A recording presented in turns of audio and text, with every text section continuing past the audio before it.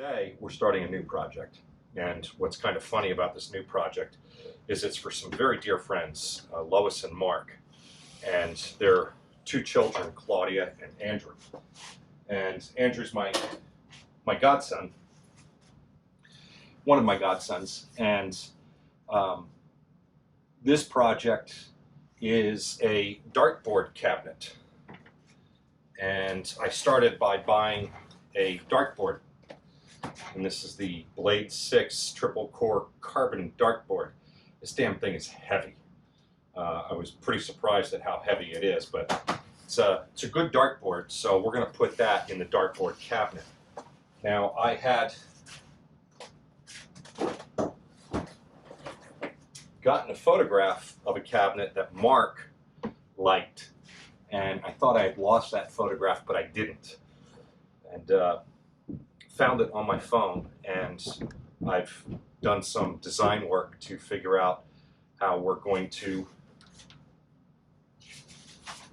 replicate that. I don't know if you can see this picture or this drawing, but this is what we're going to try to do.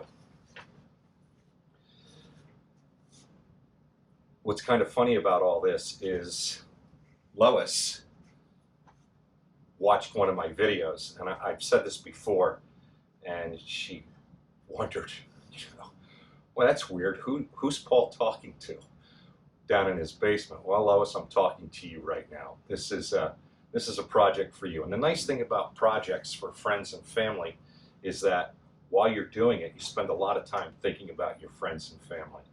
And I've known Lois since I was a freshman in high school. She and Lisa have been best friends since they were in grade school. So we're going to do this project, and I've already machined up a lot of the wood for the project. I'm going to use cherry that I've had laying around. I made my daughter and son-in-law a cherry table and a cherry bench, and those are in some other videos. So we're going to reuse this cherry, and I've machined it down to 3/4 inch thickness, and we'll start cutting it to length and width. And I've spent a great deal of time thinking about how I'm going to do the joinery on this. And what I've decided is that I'm going to do a rail and style type joinery. And we'll see that coming up very shortly. I'll do that with a router and with these bits. And inlaid inside of the frame will be pine. And I chose pine because it's a softer wood. The darts will stick nicely to it.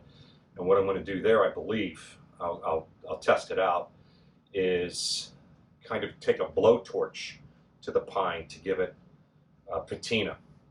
And the cherry has a really nice patina, but unfortunately I have wood from different parts of the cherry tree, so the patina will darken differently. So I think I'm going to stain anywhere where I have cherry. So let's get the project started.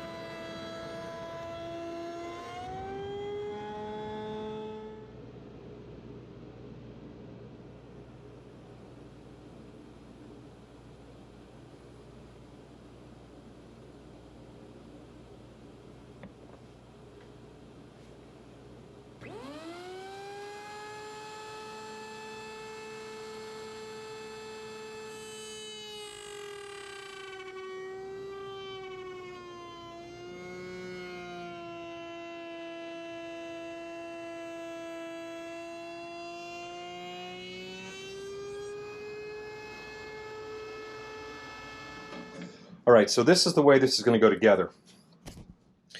This is the stile, and this is the rail. And you can see this groove that I've cut. I like this because it also leaves, and it's kind of hard to see in this light, but it leaves a really nice detail here. So it makes it look kind of like a frame, if you will. And that'll pop a little more when I finish it. And this goes together just like this.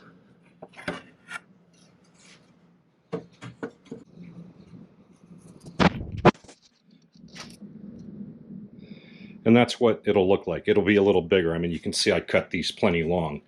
But it'll go together like that. And then in here, I will fill in with the pine boards. And the dartboard itself will be mounted to the pine boards. So it's a beginning, and that's going to be all for today.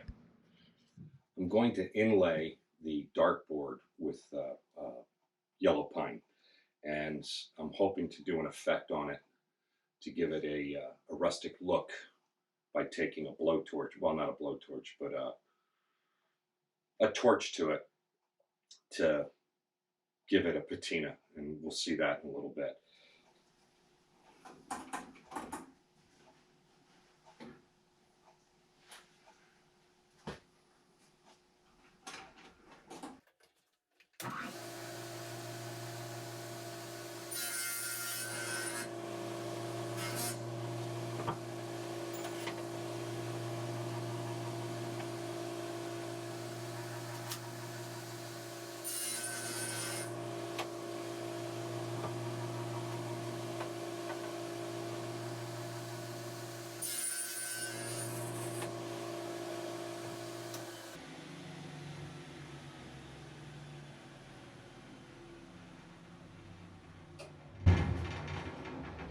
And that's it. I'm going to have to do that a bunch more times and to get all the pieces I want. And then I have to plane them down, you'll see that, and then do a little bit more machining to it. And we'll get these installed here in the next couple of days. Meantime, I'm going to turn the camera off and do this off camera. But we continue with the project. And I've removed the saw blade from my table saw, and what I want to do now is put in what's known as a stacked dado head cutter. So I'm going to do that. I have two kits for the stacked dado head cutter, and this is the one I'm using today. So I put one in, and then I need an additional 1/8 inch chipper because the depth I'm looking for is 3/8 of an inch. Or the width, I should say, is 3/8 of an inch. The depth will also be 3/8 of an inch. So I put that in, and you can see that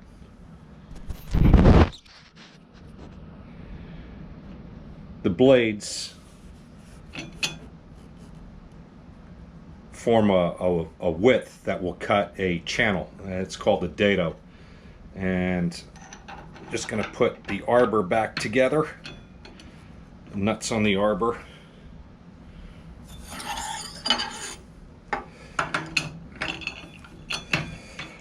There's other ways of doing this. You can take a regular saw blade that's 1/8 of an inch wide. That's called the kerf.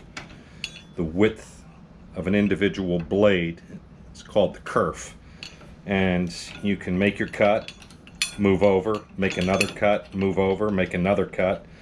And you essentially make 3 1/8 inch cuts, or 3/8 of an inch. This allows you to do it all at once.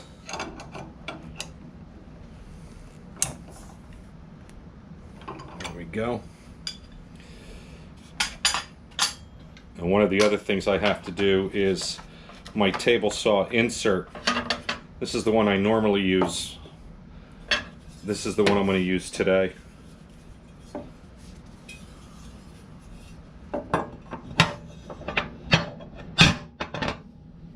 Sits in there.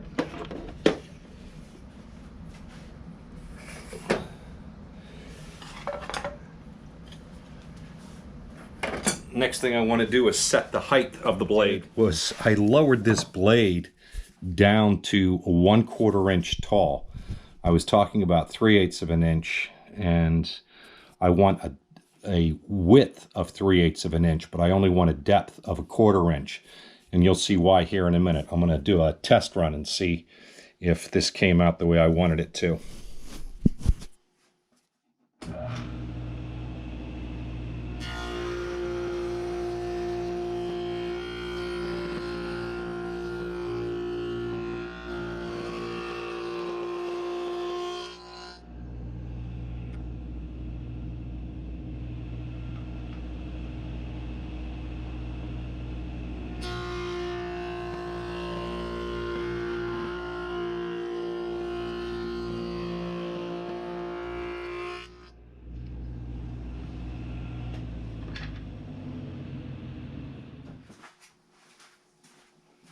So what I just did was I cut a rabbet in 2 pieces, and it's just a little bit more wide than I want. And when I say a little bit more wide, I mean the width of a piece of paper. But I'll fix that so that I don't have to run each piece with a chisel. And the point of this is to create a half lap. You'll see what I mean here in just a second.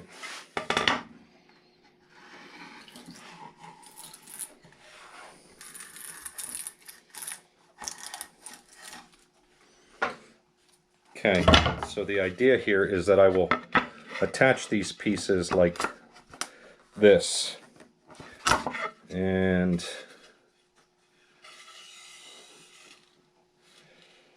looks like I didn't have enough pressure on that. Let's see. Or, no, I apparently need to raise the blade a little bit. Let me check. And of course, this is why you run test pieces. So we'll trim this up just a little bit, get that little 1/32 of an inch sliver off.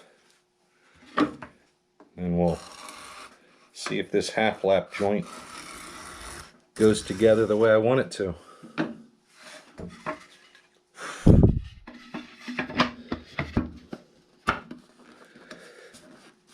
And that's better. That is very nice. So that's the way it'll go together, like that. And then there'll be another half lap joint here, and that'll slide into the frame. I'll show you that here in just a second.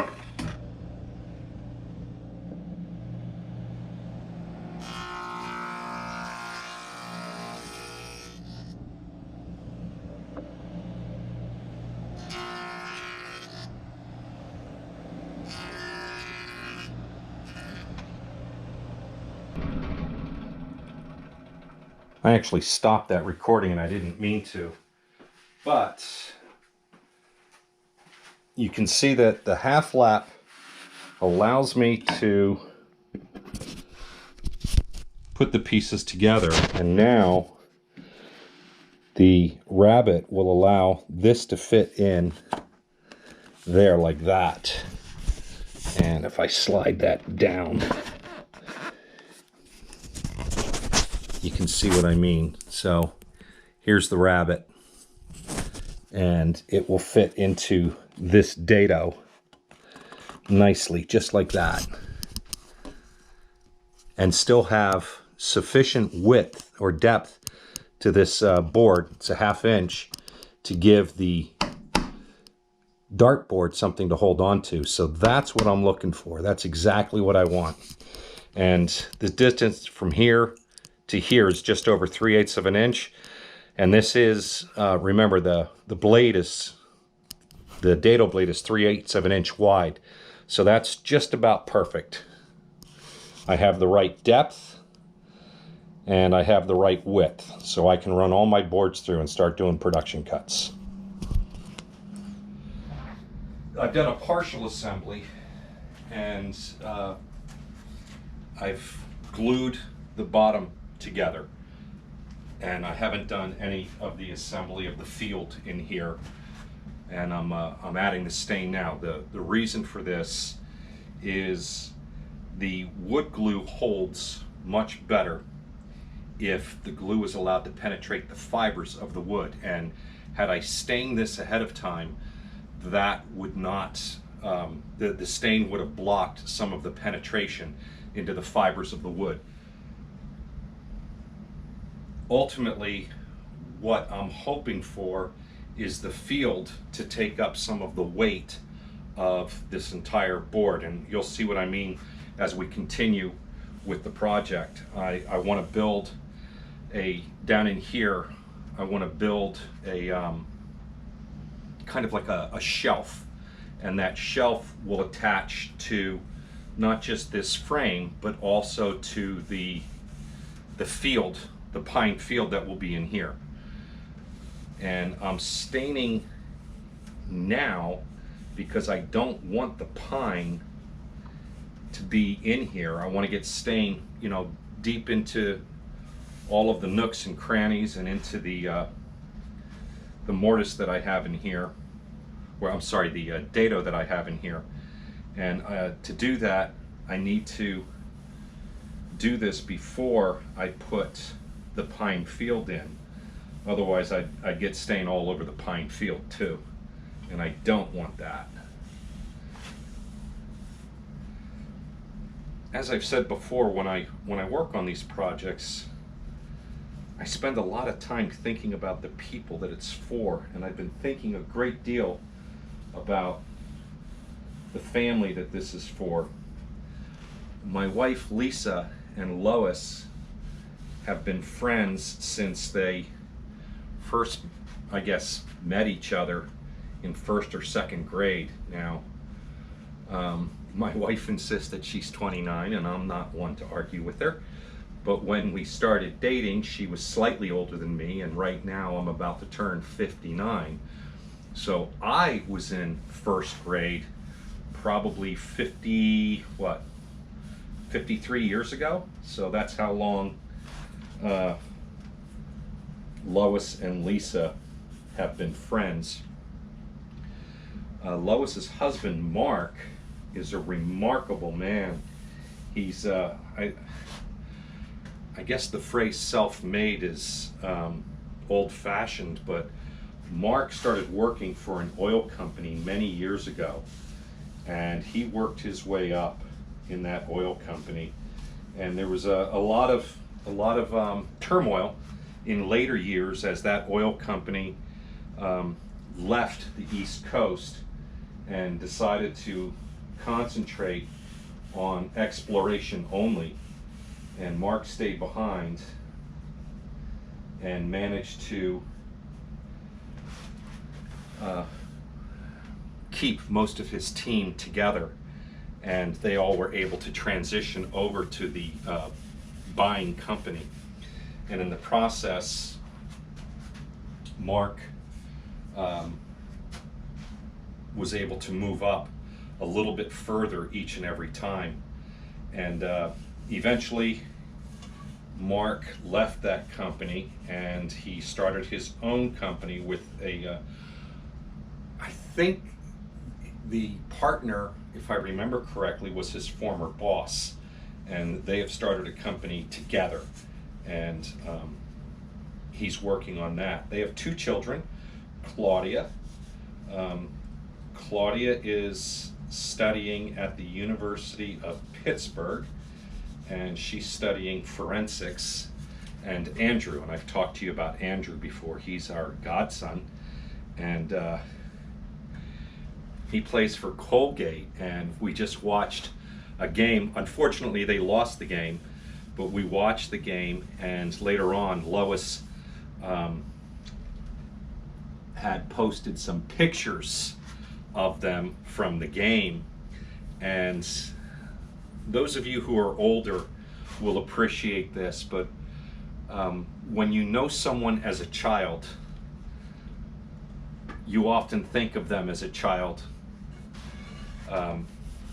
And it's not meant to be in any way belittling or anything like that, but when I think of Andrew and his sister Claudia, for that matter, I think of them still as young children. And Andrew stood next to his mother and father, and Mark is a very tall man. He must be over 6 foot. And again, I think of Andrew as he was on his first communion, and he stands.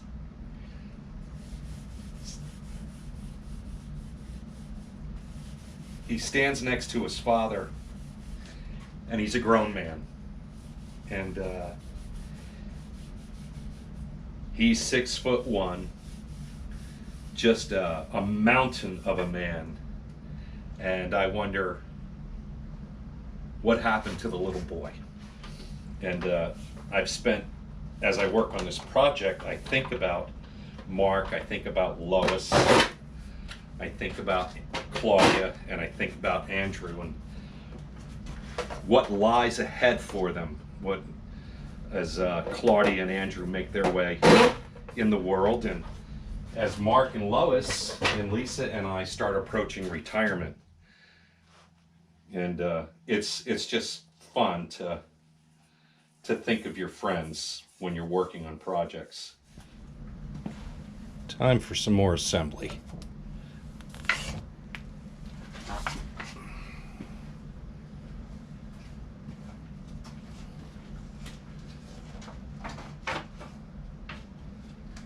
So essentially, I'm going to slide these pieces in. They're planed down to a 1/2 inch, and they fit nicely into the dado, or you could say tongue and groove.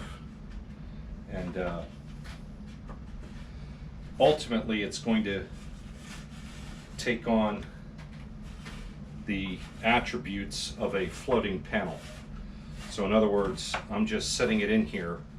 I'm not gluing it to the sides, and I'm not gluing it to the bottom. What I will do is I'll glue each piece to each other. I have a 1/2 lap in here, and I'll glue them to each other, and that will make it one monolithic piece. It's going to take some time.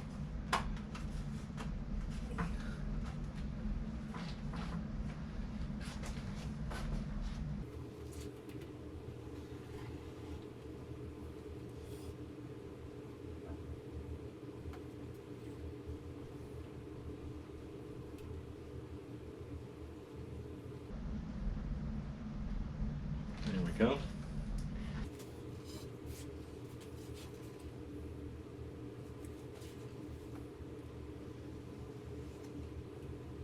Just a really thin bead of glue.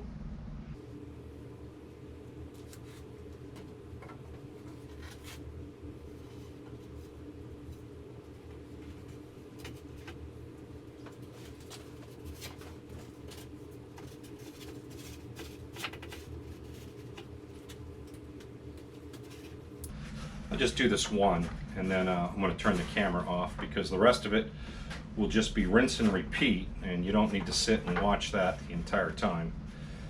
But just to give you an idea of how this is going to go.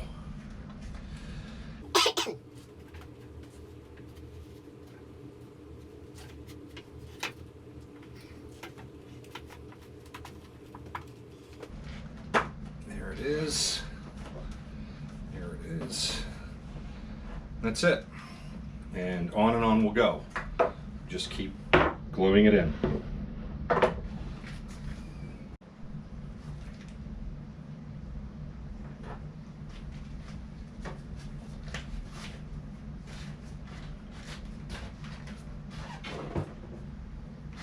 So have all the panels except one glued up, and this is the last one.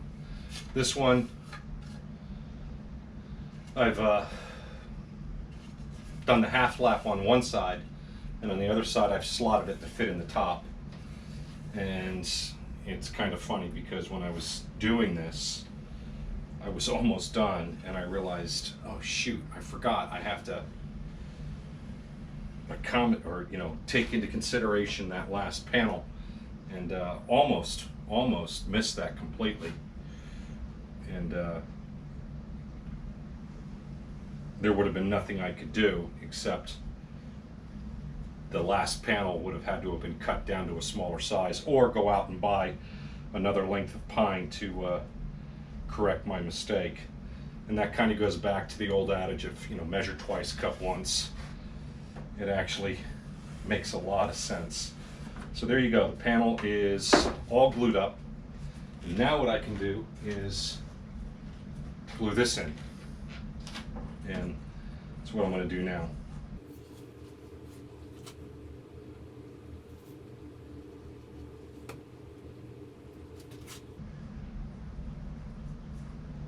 And you may recall earlier I didn't stain over here so that the glue could penetrate the wood fibers, and make sure I get glue on those wood fibers.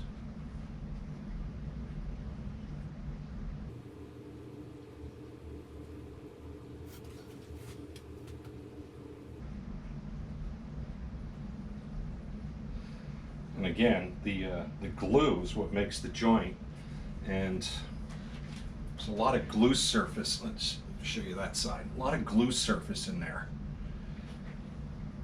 and that's what really makes a difference in joinery. There are glueless joints you can do. I don't know how I would have done that here, but there are glueless joints. Okay.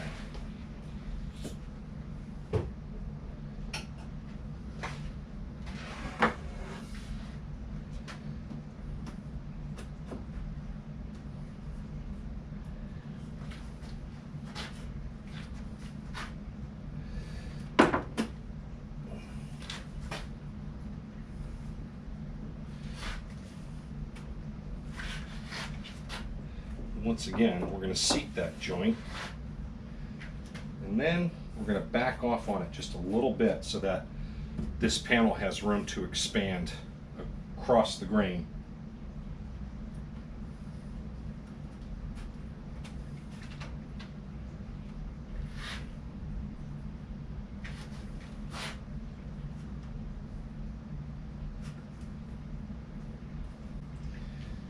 And it's a little difficult doing it this way, but let me put a square on this.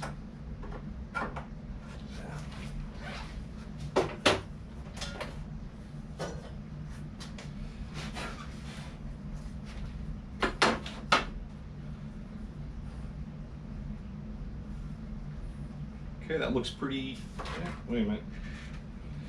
This needs to come up just a little bit. That's it. Very nice. Okay, so that's square there.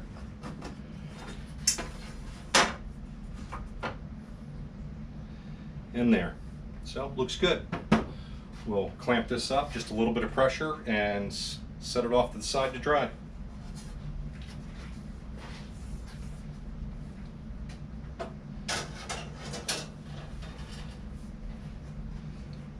After that, I'll start working on the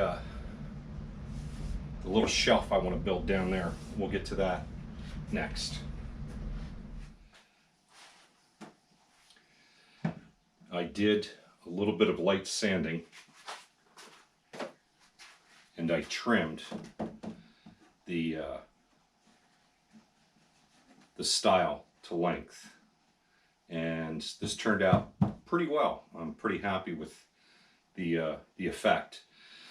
Now what I'm going to do is I'm going to try to bring out a little bit more character in this field.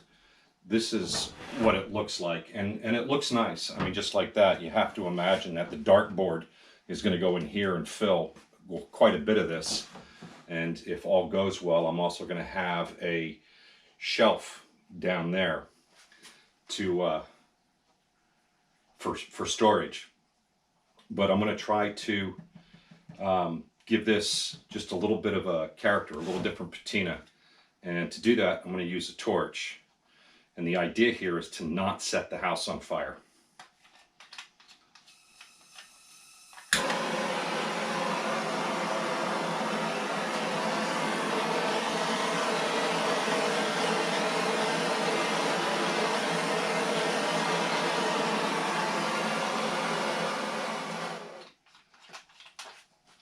No, I didn't set the house on fire.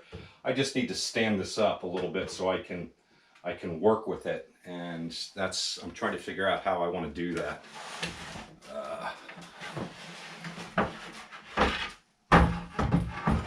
Maybe like this. In which case I'm going to have to move you.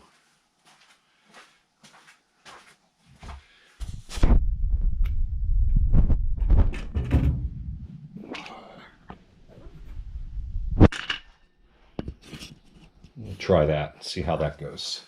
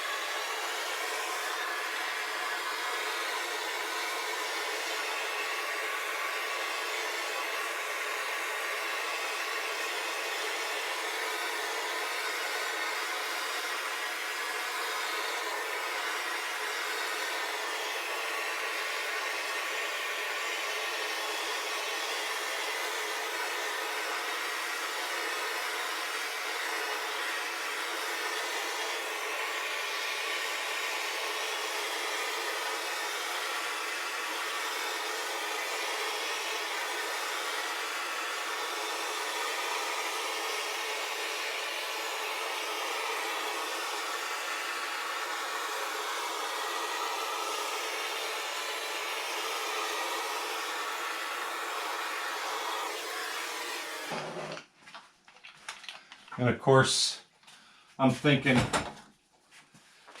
maybe I should have done this when it was laying flat instead of up here, so that I can get into the corners a little better. But you know, everything's a trade-off, and I have to work with the wood as it is. It would have been difficult to glue this assembly together and then slide it into position in one, you know, monolithic piece. Perhaps I could have assembled it a different way, but you know, here's where we are.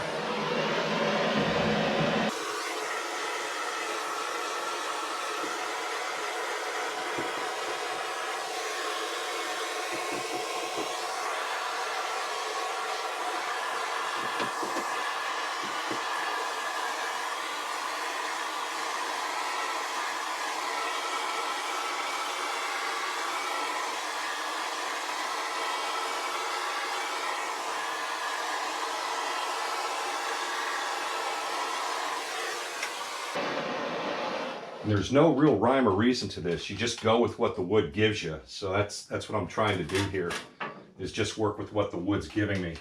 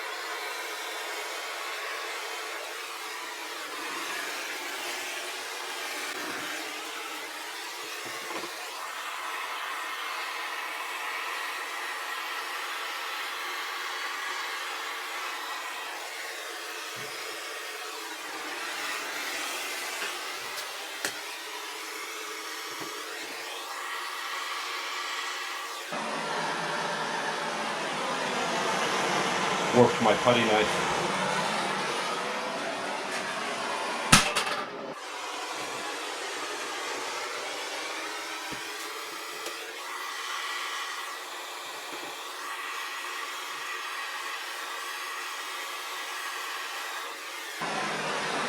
All right, now I'm going to flip it around and work on the other side.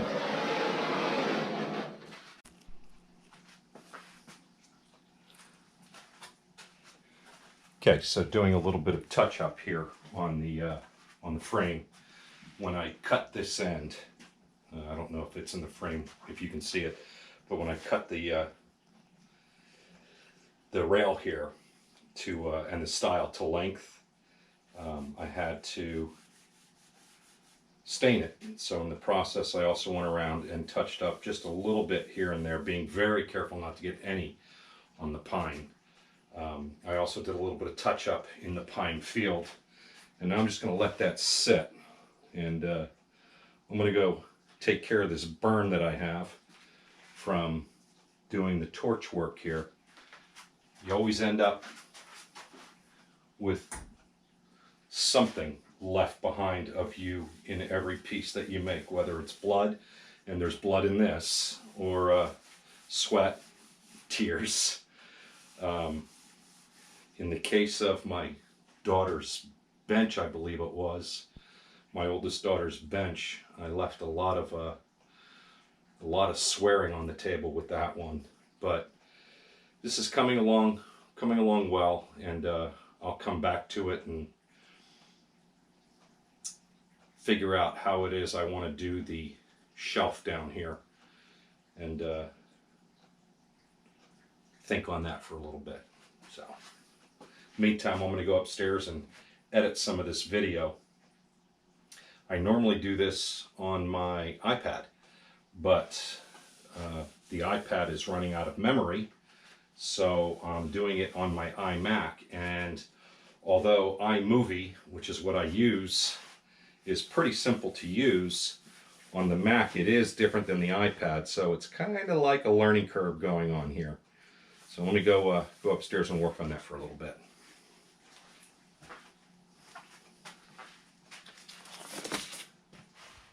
So I'm videotaping with my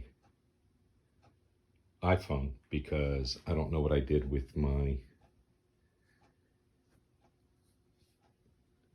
GoPro. Can't find it. I'm looking around for it even as I'm talking to you. Okay, so I created a small shelf, and you can see that there are a dozen holes in the top, and those holes are designed to hold the darts. They're wide enough to hold the barrel of the dart, and then there's actually, I don't know if you can see, the holes go all the way through, and the point of the dart should be able to go all the way through that. I've just attached it to the frame itself. Got a couple more screws to do, and then I'm going to put some more poly or Osmo Poly-X oil on this, and then I'll mount the dartboard itself, and this project will be done. I'll try to take a photograph as soon as the project is done. And in the meantime, I'm going to try to find that damn GoPro. Things are small. You put them down and they just disappear.